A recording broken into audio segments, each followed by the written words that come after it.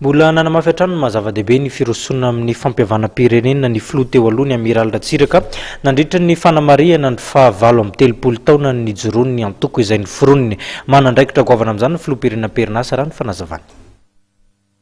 Tsy tanteraka ny fampihavanam-pirenena fa maika hiazakazaka nakany amin'ny fifidianana ny mpanao politika rehetra, hoy ny Amiraly Ratsiraka Ignace Didier, filoha mpamorona ny antoko Arema omaly, tao anatin'ny kabary nataony nandritra ny fankalazana ny faha-telopolo taona an'ity antoko politika ity, tetsy amin'ny kanja amin'ny tafon'ny Mahamasina.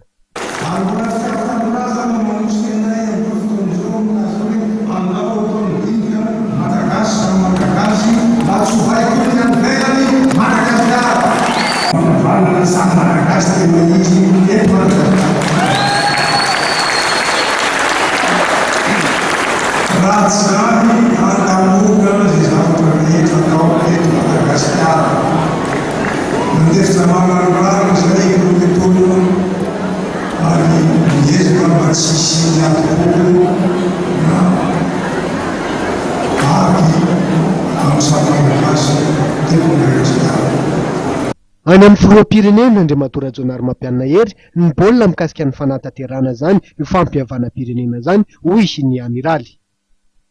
Tao anaty lanonana manetriketrika ny nankalazana ny faha-telopolo taona ny antoko Arema. Natao miavaka tokoa satria efa 12 taona ny tsy taonan'ny Amiraly Ratsiraka Didier tamin'ireo mpombazy. Hetsika maro samihafa no nentina nanamarihana zany lanonana zany.